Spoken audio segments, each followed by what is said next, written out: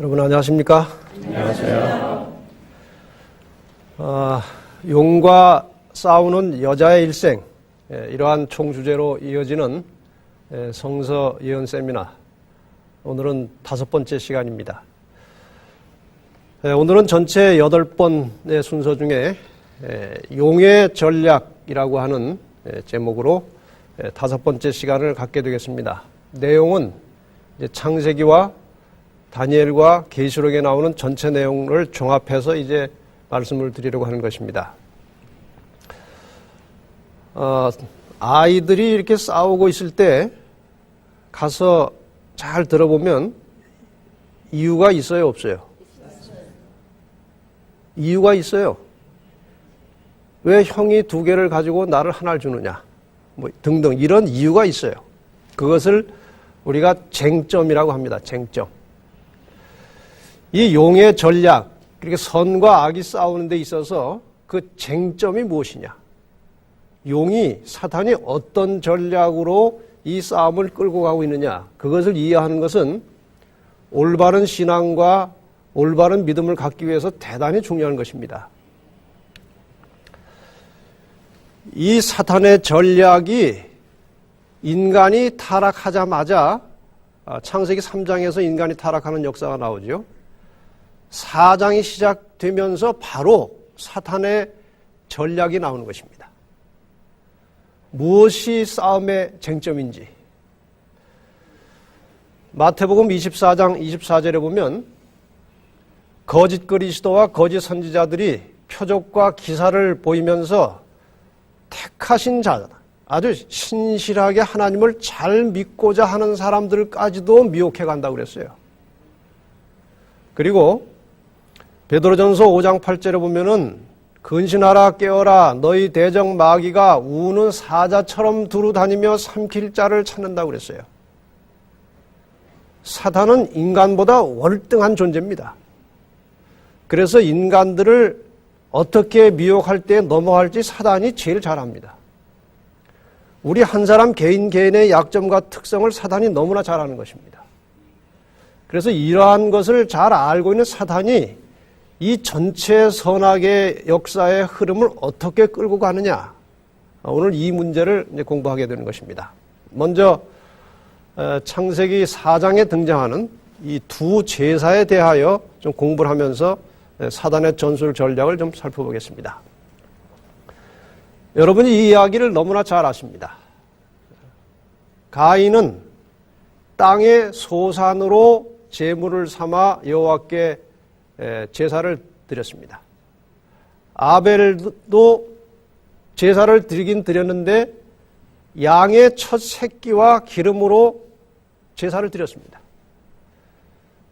근데 똑같은 형태, 외관상 보기에는 똑같은 형태의 제사를 드렸는데 하나님께서 아벨과 제물은 받으셨지만 가인과 제물은 받지 않으셨습니다. 무엇이 문제인가 하는 것입니다. 지금 여기 2 형제가 제사를 드리는 그림이죠. 외형적으로 볼 때는 비슷하게 보이지만 그 본질이 너무나 다른 2 제사입니다. 지금 아벨은 하나님이 지정하신 제물 양을 가져왔습니다. 그러나 가인은 하나님이 명하신 제사 자체에 대해서는 순종을 했는데 제물에 대해서는 자기의 생각을 섞었어요. 땅의 소산, 자기가 농사 지은 것을 가져온 것입니다. 새끼양을 가져온 것은 하나님의 법을 따른 것이고 땅의 소산을 가져온 것은 인간적으로 나름대로 자기 법을 만든 것입니다. 하나님을 안 섬긴 게 아니고 제사를 안 드린 것도 아니에요. 하나님을 섬기고 제사는 드리되 방법을 자기가 약간 고쳐서 한 것뿐입니다. 그러나 결과는 완전히 하늘과 땅입니다. 결국 그 인간의 법을 섞어서 하나님을 믿는 자가 하나님의 법대로 하나님을 믿는 자를 쳐 죽인 것입니다. 요한복음 16장 2절에 이와 비슷한 말씀이 있습니다. 때가 이르면 물은 너희를 죽이는 자가 생각하기를 이것이 하나님을 섬기는 예라 하리라. 하나님의 백성들을 핍박하는 자들이 핍박하면서 생각하기를 이것이 누구의 뜻이다? 하나님의 뜻이다. 지난 시간에 배우신 것처럼 일요일 법을 만들어서 다른 신을 섬깁니까? 하나님을 섬깁니까? 하나님을 섬기면서 그 법대로 하지 않는 하나님 법대로 사는 자들을 핍박하고 죽이면서 이것이 하나님의 뜻이다. 그렇게 하는 것입니다. 이것이 선악의 싸움의 본질이에요. 그래서 크게 말하면 하나님의 법과 인간의 법이 대립하여 싸우는 것이 선과 악의 싸움이에요. 그 다음에 또 다른 이야기를 하나 들어가 보십시다. 다니엘의 이 사자굴 경험을 여러분이 너무나 잘 아십니다. 아이들도 다 알아요. 근데 이것을 그냥 이야기로 듣고 재밌게 끝나면 그건 성인이 공부하는 방법이 아니에요. 이 속에서 우리는 대단히 중요한 사탄의 전략을 또 찾는 것입니다. 이 다니엘은 하루 3번씩 정확하게 하나님께 기도했습니다. 그리고 워낙 흠잡을 데 없이 온전했어요. 그 업무를 수행하는 능력이나 사람들과의 관계나 모든 면에 흠잡을 것이 없었어요. 게다가 지금 이 왕이 다니엘을 몇 명의 총리 중에 수석 총리로 세우려고 하는 것입니다. 그래서 이제 주변의 다른 총리들이 시기심에 나가지고 이 다니엘을 모함해서 이렇게 어떻게 그냥 없애버리고 싶었어요. 자기보다 좀 이렇게 월등하고 잘나고 그래서 막 시기하고 질투하다가 저 사람 죽었으면 좋겠다. 그런 생각을 사람들이 합니까? 안 합니까? 하는 것입니다. 지금 이 바벨론에서 이게 지금 바벨론에 이어가지고 바사 시대에 일어난 일이 사실은 바사 시대 초기의 일입니다. 그래서 보니까 도저히 안 되겠어서 다니엘 6장 5절에 보면은 뭐라고 얘기를 하는가 하면은 이 다니엘은 그 하나님의 무엇에 대하여 율법에 대하여 그 틈을 얻지 못하면 그를 고소할 수 없으리라. 하나님의 법 지키는 것을 가지고 뭔가 트집을 잡아야지 이게 일이 되지 안 그러면은 어디 흠잡을 데가 없다 이것입니다. 그래서 이제 아이디어를 하나 딱 생각을 한 것입니다. 6장 7절에 이제 왕에게 찾아왔습니다.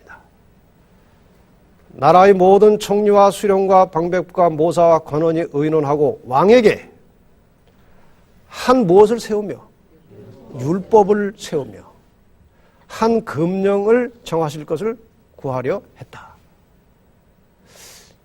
이게 둘 다 지금 법이에요. 그렇죠? 하나님의 율법을 가지고 지금 다니엘은 철저하게 순종하고 있고 이 다니엘의 그 모함하는 사람들은 그 율법 지키면은 못 살게 하는 법을 다른 법을 만들자 이것입니다.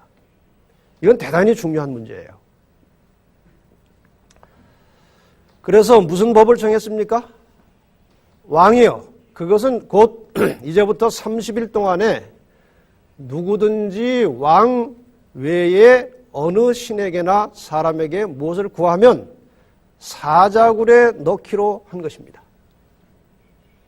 다른 신에게 다른 어떤 존재에게는 절대 뭐 하지 못하게 하자는 것입니까? 기도하지 못하게 하자는 것입니다. 이 법에 왕이 도장을 찍으면 누가 딱 걸리게 돼 있어요? 날마다 기도하는 다니엘이 걸리게 돼 있어요. 왕이 그걸 잘 모르고 그냥 왕은 다니엘을 아주 좋아하지만 그걸 잘 모르고 도장을 찍은 것입니다. 결과를 여러분이 잘 아십니다. 다니엘은 그 조서에 도장이 찍힌 것을 알았어요. 지금 다른 신에게 기도하면 죽을 것이라는 사실을 알아요, 몰라요? 압니다. 그러나 하던 대로 변함없이 하루에 3번씩 기도하는 것입니다. 이건 무엇을 내놓은 거예요? 목숨을 내놓은 것입니다. 하나님의 법대로 살겠다는 것입니다. 이제 법대로 다니엘이 잡혔어요. 그리고 사자굴에 집어 던졌어요. 아니 굶주린 사자들인데 뭐가 하나 들어왔는데 아주 맛없는 것이 왔어요. 먹기가 싫어요. 갑자기. 가만히 있는 것입니다. 이 왕은 다니엘을 사자굴에 집어넣고 얼마나 초조했는지 몰라요. 밤새도록 잠을 제대로 못 잤습니다. 아침에 가서 물어보니까 죽었어요? 안 죽었어요? 안 죽었어요. 그리고 그 음모를 왕이 다 알게 됐습니다. 그래가지고 그 원수들을 사자굴에 집어넣으라고 그랬어요. 다니엘 6장 24절에 보면은 왕이 명령을 내렸습니다. 그 다니엘을 참소하던 자들과 그 가족들을 사자굴에 집어 던지라고 그랬어요. 그랬더니 이제 아주 맛있는 게 들어오는 겁니다. 그들이 굴 밑에 닿기 전에 사자가 곧 그들을 움켜서 그 뼈까지도 부서뜨렸더라. 법싸움이에요. 법싸움. 하나님의 법과 인간의 법이 싸우는 것입니다. 하나님의 법을 지키는 자들이 초기에는 고생을 하지만 이것이 결국 역전이 되어서 인간의 법을 따르는 자들이 죽는 것입니다. 그 다음에 또 한 이야기를 하십시다. 이것도 역시 바사에서 있었던 일입니다. 여러분이 모르드게를 잘 아시죠? 유대인 모르드게가 있었습니다. 그리고 그 모르드게의 삼촌의 딸 에스더가 있습니다. 이 모르드게는 왕궁의 문지기로 있었어요. 그래서 왕궁에서 일어나고 있는 그 정보를 많이 알고 있었어요. 왕궁의 어떤 사건 때문에 왕이 왕비를 다시 뽑는다는 소문을 들었어. 그래서 이제 에스더에게 귀띔을 해주고 잘 준비시켜서 했는데 에스더가 뭐가 됐어요? 왕비가 됐어요. 왕비가. 그 당시 바사 왕은 아하수에였습니다. 아하수에로. 그리고 이 왕의 아주 힘있는 신하가 하나 있었는데 하만이에요. 이 하만이 왕궁을 출입을 하는데 다 절을 하는데 누가 절 안 해요? 모르드게 유대인은 이방인에게 절 안 합니다. 그래서 왕궁을 기분 좋게 왔다가 모르드게만 보면 기분 나쁜 거예요. 그래가지고 기분 나쁘게 나가는 거예요. 저거를 죽여버려야지. 그래가지고 궁리하다가 저것만 죽을 것이 아니라 저 민족을 다 죽여버리자 이거예요. 그래가지고 궁리를 하는 거예요. 에스더 3장 8절 9절이에요. 하만이 아수르 왕에게 아뢰되 한 민족이 왕의 나라 각 도 백성 중에 흩어져 거하는데 그 무엇이? 법률이 또 나와요. 그 법률이 만민보다 달라서 누구의 법을? 왕의 법률을 지키지 않습니다. 그런 자들을 용납하면 안 됩니다. 그들을 진멸하소서. 경비가 들어가면 제가 되겠습니다. 이거 참 기가 막힌 일입니다. 그래서 모월 모시에 유대인들은 다 죽도록 준비가 되는 것입니다. 왕이 여기에 도장을 찍었어요. 장대를 달고 다 달아 죽이는 일을 이제 시작한 것입니다. 이 사실을 누가 알았습니까? 모르드게가 알았어요. 미리 알았어요. 그래서 에스더에게 상황이 이렇게 됐다. 우리 기도하고 이 문제를 타결해야 되는데 네가 왕을 만나서 해결하지 않으면 길이 없다는 것입니다. 자, 이제 이 에스더가 얘기합니다. 나도 나의 시녀로 더불어 이렇게 금식한 후에 기도한 후에 규례를 어기고 왕에게 나갈 것입니다. 죽을 각오를 하고. 왜 죽을 각오를 해요? 이 당시 풍습에 왕비라도 왕이 딱 호를 들어서 들어오라는 표시를 안 하면 못 들어가는 거예요. 이 표시가 없는데 들어가면은 그냥 죽는 것입니다. 그래서 기도하고 죽을 각오를 하고 이제 왕이 계신 곳 근처에 갔어요. 근데 이 위급한 상황에 하나님이 가만히 계시겠습니까? 하나님이 왕의 마음을 감동하셨어요. 호를 들게 하신 것입니다. 드디어 이제 호는 들렸고 왕비가 가서 에스더가 가서 그 모든 일을 소상하게 보고했어요. 들어보니까 이 하만이 나쁜 사람이에요. 그래서 어떻게 했습니까?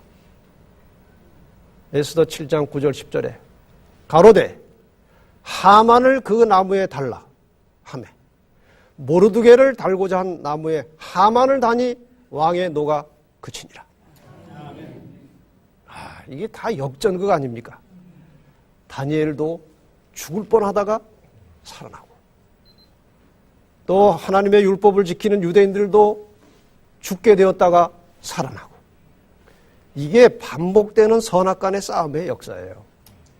마지막에도 똑같은 것입니다. 그 다음에 이제 다니엘 7장에 보면 또 때와 법 이야기가 또 나옵니까? 또 나옵니다. 거기 작은 뿔이 등장합니다. 작은 뿔, 이미 우리가 배웠으니까 이 교황의 권세가 나타나서 여러 가지 하나님을 대적하고 하나님의 백성들을 괴롭히는 일을 합니다. 그렇죠? 다니엘 7장 21절과 25절에 보면은 이 뿔이 성도와 이제 싸울 것이고 하나님을 대적할 것인데 그가 또 때와 법을 변개코자 할 것이다.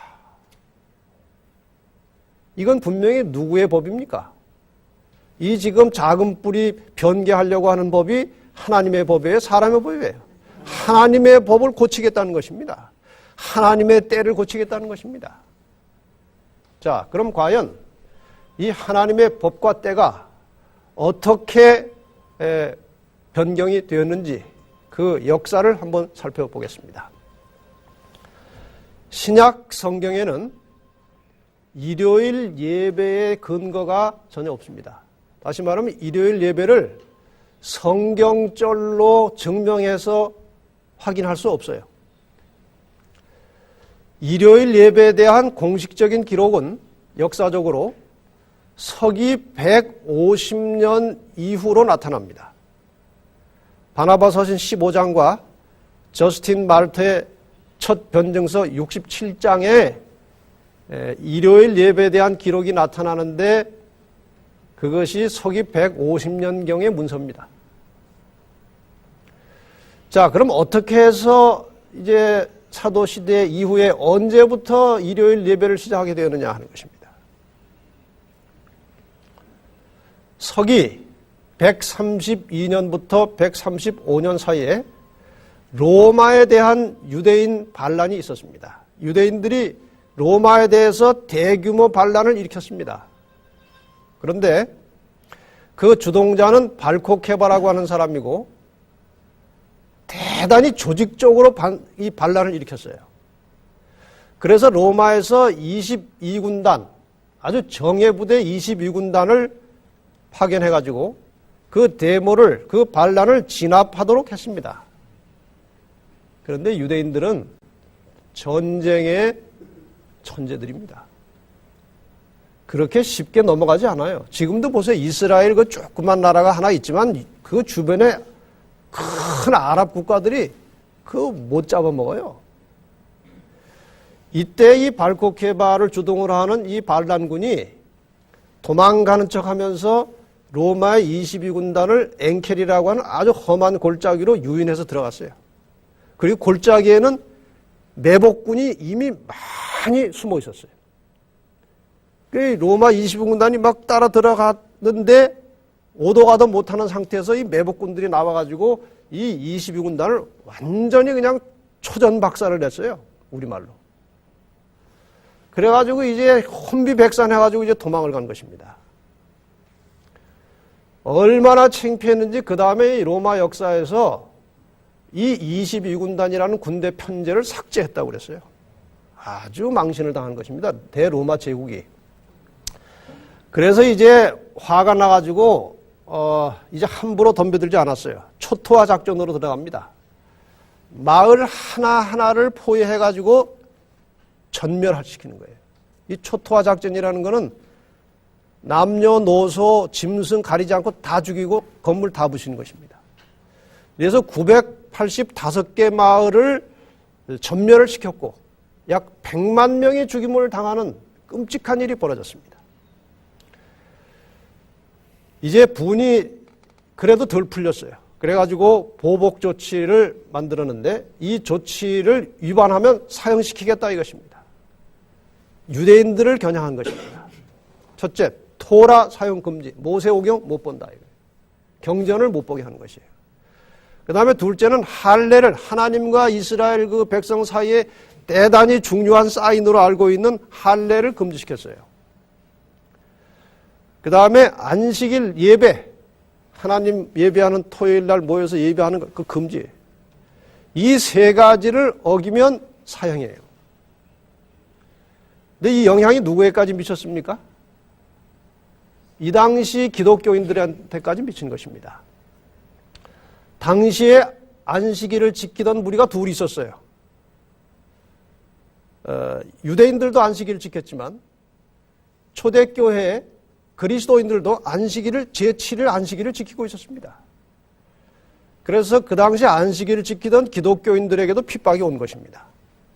그래서 기독교의 그 교부들이 황제에게 호소하는 편지가 발굴돼서 나오는 것입니다. 그 내용이 무엇인가? 기독교와 유대교는 다르다. 우리도 유대교는 별로 좋아하지 않는다. 그래서 다르게 취급해달라. 그런 편지를 보내는 것입니다. 그러나 로마 황제는 기독교 교부들의 요청을 거절했습니다. 왜 거절했을까요?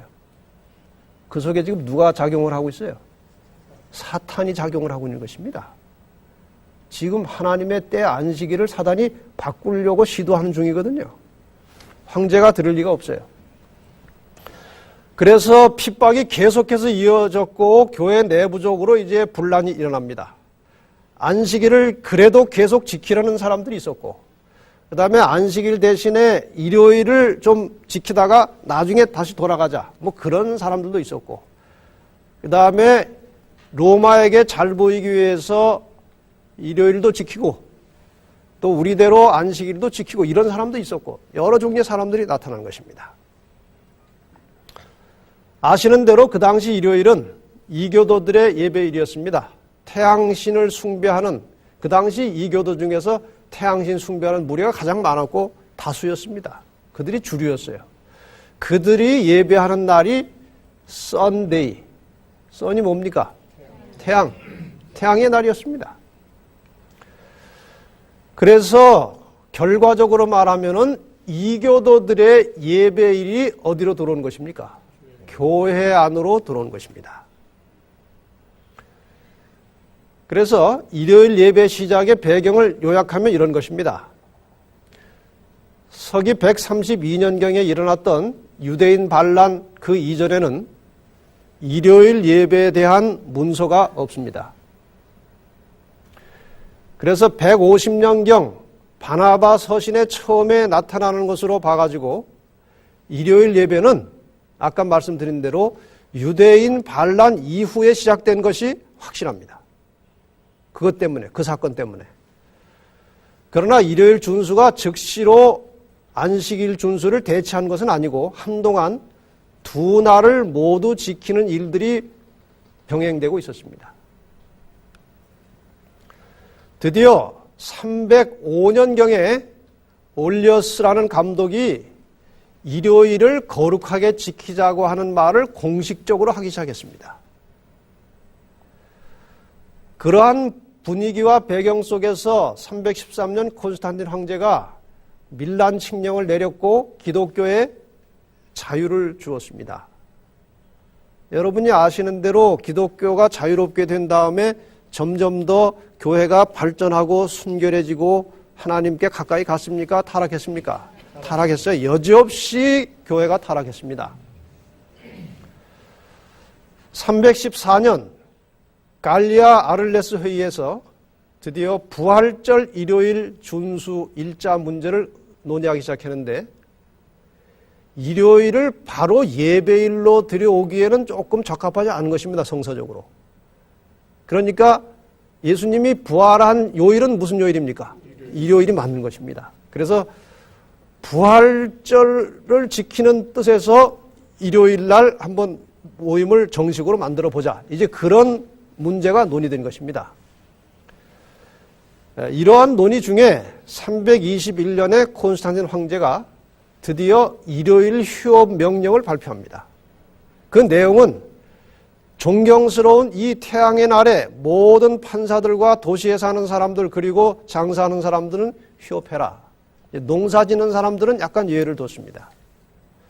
이래서 오늘날 전 세계가 쉬고 있는 일요일 휴무 제도는 여기에서 시작된 것입니다. 이해가 가십니까? 여기에서 시작이 된 것입니다.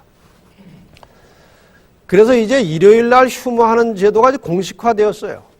여기 이제 세계사 책에도 그 사건을 기록하고 있습니다. 드디어 325년 니케아, 이건 종교총회입니다.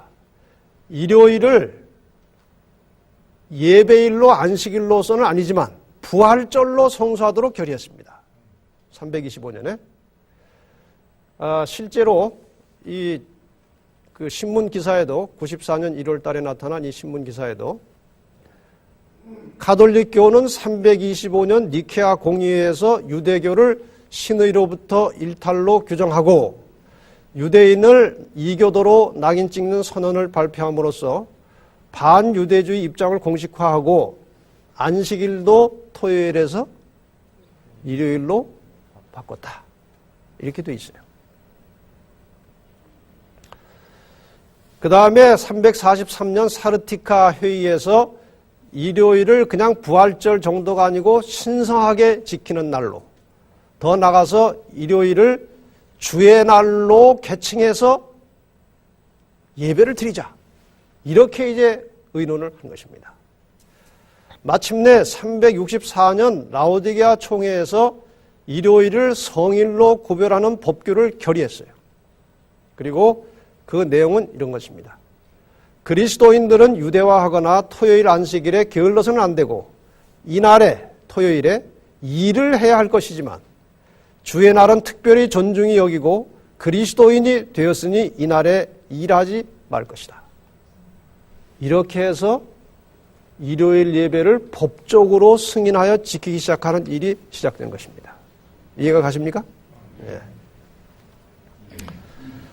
자, 과연 그렇게 하나님의 때와 법을 마음대로 고쳐도 되는 것인가? 물론 됩니까? 안 됩니까? 안 되지요. 근데 지금 저는 어느 정도로 안 되는가를 설명하려고 하는 거예요. 이 하나님의 법이라고 하는 것은 하나님의 존재와 직결되어 있는 것입니다. 시편 97편 2절에 보면 구름과 흑암이 그에게 둘렸고 의와 공평이 그 보좌의 기초로다. 그 보좌는 하나님의 존재를 말하는 것입니다. 그 존재의 기초가 뭐라고요?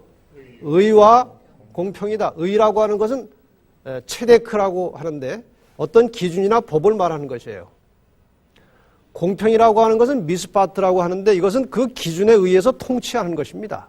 하나님의 존재는 기준, 법에 의해서 온 우주와 세계를 공평하게 다스리는 것이 하나님의 존재와 직결된 것입니다.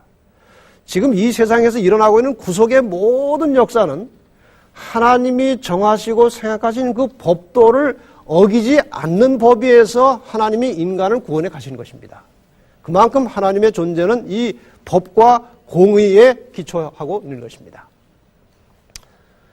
근데 같은 시편 97편 6절에 보면 하늘이 그 의를 선포하니 모든 백성이 그 영광을 봤다 그렇게 돼 있어요. 하늘이 의를 선포한다고 할 때 이 의가 무엇이냐 이거예요. 이 의는 이게 지금 무슨 장면인가 하면은 이스라엘 백성들이 시내산에서 십계명 받을 때에 그 장면을 시로 쓴 것이 시편 97편입니다. 아까 의가 체데크라고 그랬어요. 기준, 법이에요. 하늘이 법을 선포할 때가 있었습니까? 시내산 사건입니다. 예, 십계명입니다. 여기서 의는 십계명이에요. 기준을 말하는 것입니다. 십계명이 선포할 때 모든 백성이 영광을 봤다고 그랬어요.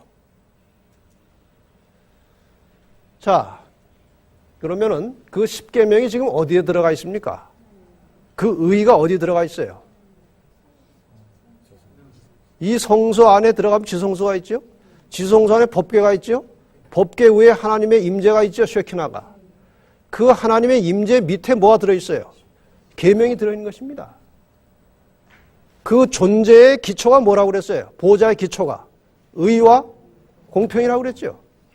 지금 이 지성소에서도 하나님의 존재가 있고 그 밑에 기초로 법이 있고 이 법을 가지고 하나님이 공평하게 통치하시는 것입니다.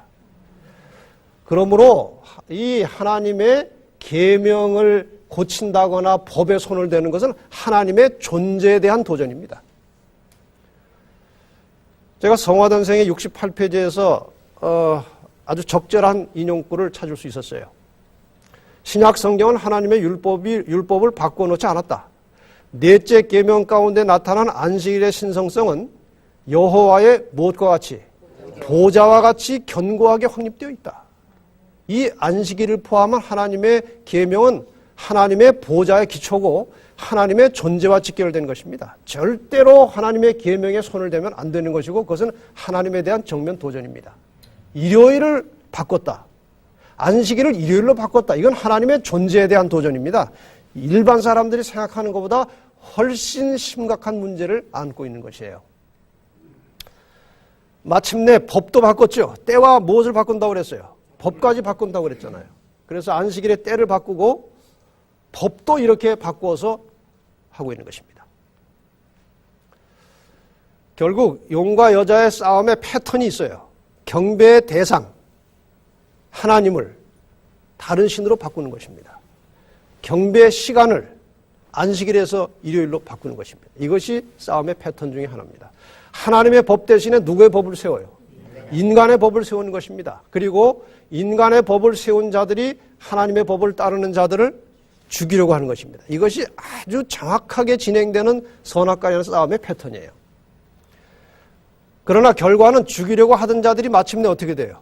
죽임을 당하고 하나님의 법대로 살던 사람들이 승리하는 것입니다.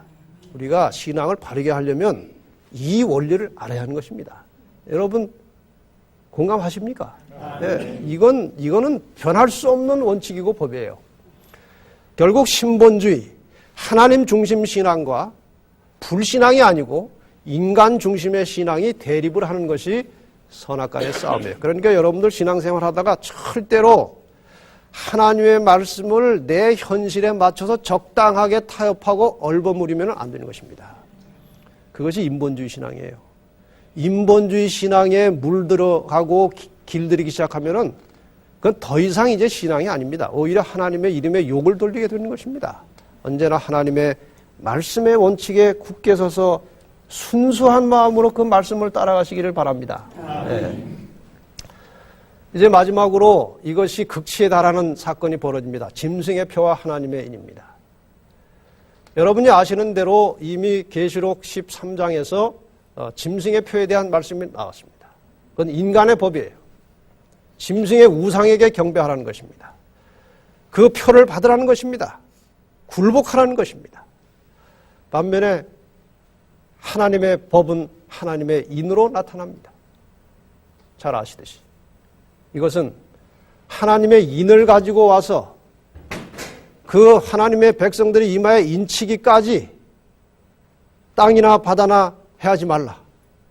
그러니까 하나님의 백성들이 확정될 때까지 정말 계명에 충실하고 그리스도의 능력을 의지하여 말씀을 따라 사는 사람들이 확정되어서 구원이 정해질 때까지 가만히 두라는 것입니다. 그것을 우리가 하나님의 인을 받는다 그렇게 표현하고 있죠. 반면에 짐승의 표는 받지 말라는 것입니다. 그걸 안 받은 자들이 살아서 그리스도와 함께 1000년 동안 하늘에서 왕노릇할 것이다. 이렇게 나오지 않습니까? 이 문제는 나중에 또 상세하게 나오겠습니다. 교황청이 하는 중요한 일 중에 하나가 무엇이냐? 여러분이 전혀 예기치 못했던 기록이 여기 있습니다. The New Economic Disorder, 그러니까 새 경제 무질서, 뭐 이런 제목입니다. 만일 당신에게 교황청, 바티칸의 주요 사업을 묻는다면 무엇이라고 대답하기는가? 미국 중앙정보국 CIA에서 집필한 세계의 진실에 의하면 바티칸의 주 산업은 세계적인 은행 금융 활동이라고 기록되어 있다. 이건 정확한 소스예요. 바로 이것 때문에 경제적으로 세계를 지배할 수 있게 되는 것입니다. 매매를 못하게 한다고 말만 하고 되는 게 아니고 실력이 있어야 되는 것입니다. 지금 세계 경제는 상당 부분이 교황의 손에 달려 있어요. 결국 일요일과 이 짐승의 표에 대한 공부를 우리가 그동안 많이 해왔고 또 지난 시간에 잠깐 봤으니까 요건 그냥 넘어가겠습니다. 드디어 이제 이것을 구체적으로 실현하기 위한 전략이 시작이 됐고 진행이 되고 있어요. 1998년 5월 31일에 교황이 전 세계 모든 카톨릭 신자들에게 혹은 전 세계 시민들에게 교서를 보냈어요. 그 제목이 뭔가 하면은 On Keeping the Lord's Day Holy. 다시 말하면 주일 성수에 관하여, 이런 제목입니다.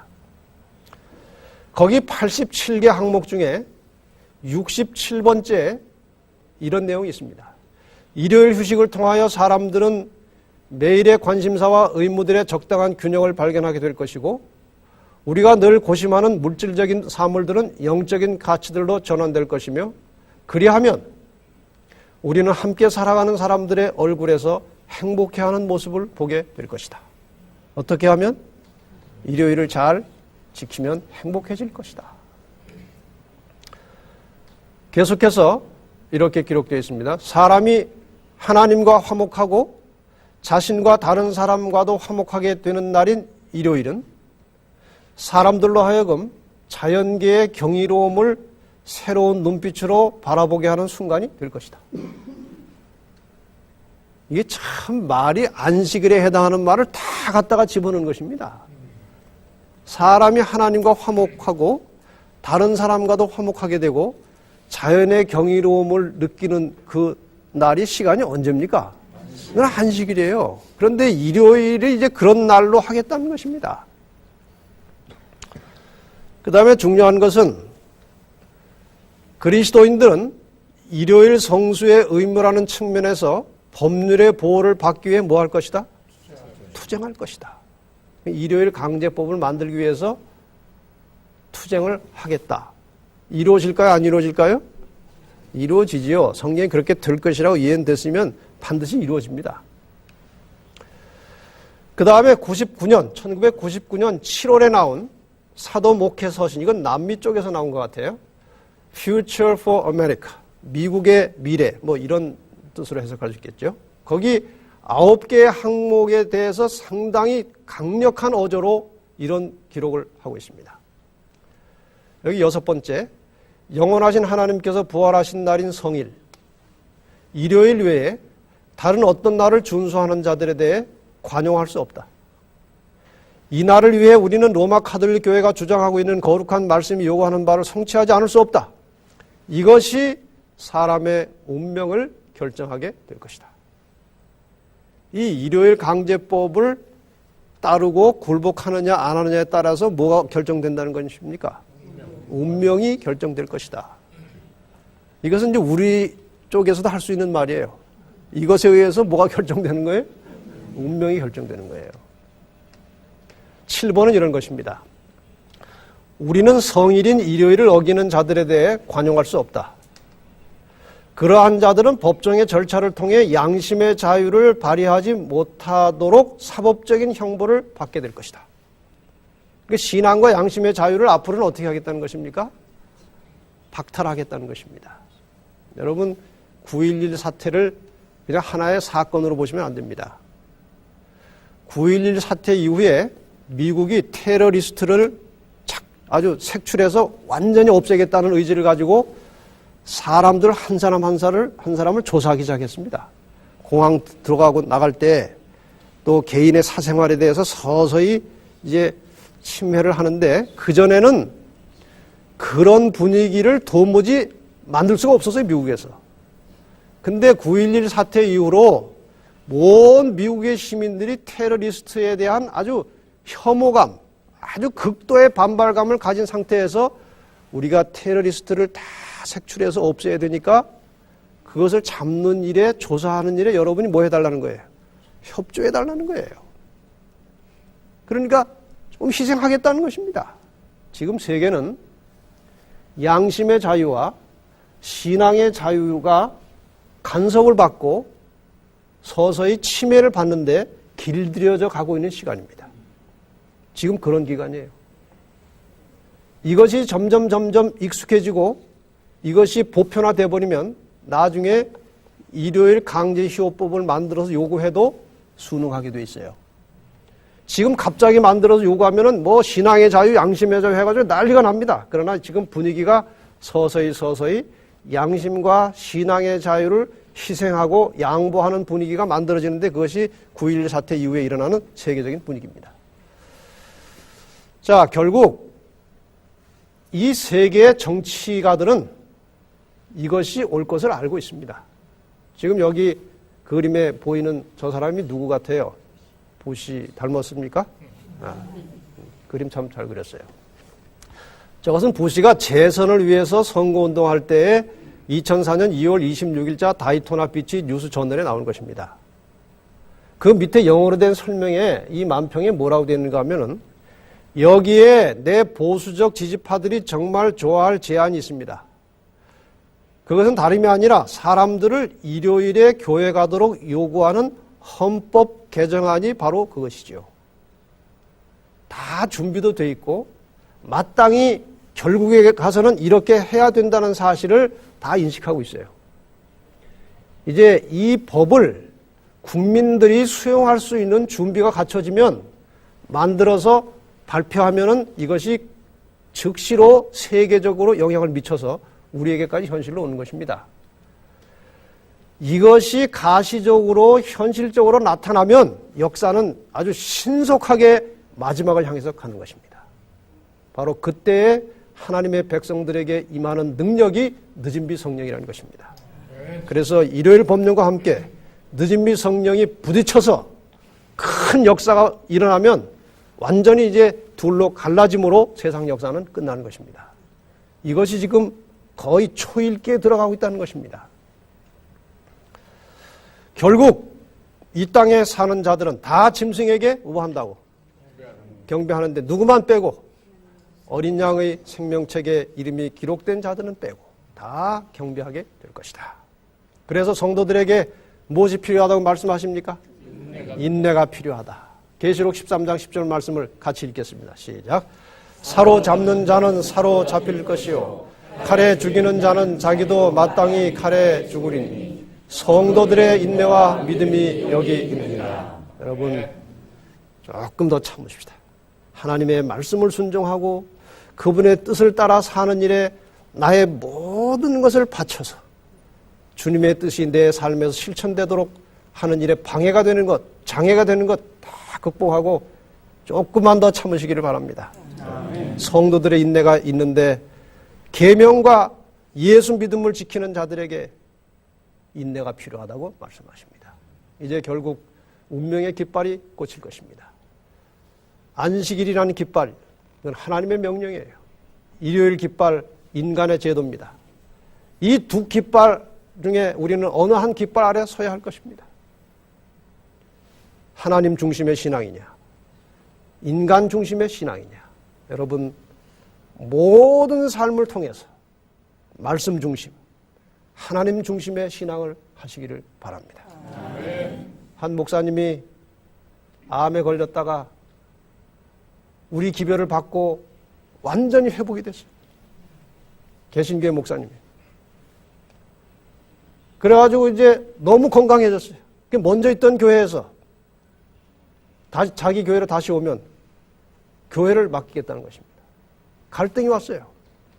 안 가면 먹고 살 길이 없는 것입니다. 가면 정직하게 가르칠 수가 없는 거예요. 어떻게 할까요? 제가 그분 고민하는 거 보고 상당히 옆에서 염려가 많이 됐어요. 그러나 결국은 진리를 선택하고 그 어려운 중에서 너무 몸이 좋아지니까 막노동도 다니고 막 건축 현장에 등짐도 지고 하다가 너무 과로해서 다시 재발이 돼서 돌아가셨어요. 진리를 위해서 생명을 바친 것입니다. 이러한 신앙이 오늘 우리에게 필요합니다. 내가 죽도록 충성하라. 그리하면 내가 생명의 면류관을 내게 주리라. 우리의 목숨이 다하도록 말씀의 주의 법도에 충실하게 사시면서 이 땅에서도 행복하고 정말 즐거운 생활을 하시고 말씀에 기초해서 마침내 영원한 상급을 누리게 되시기를 바라면서 말씀을 마치겠습니다. 하나님 감사합니다.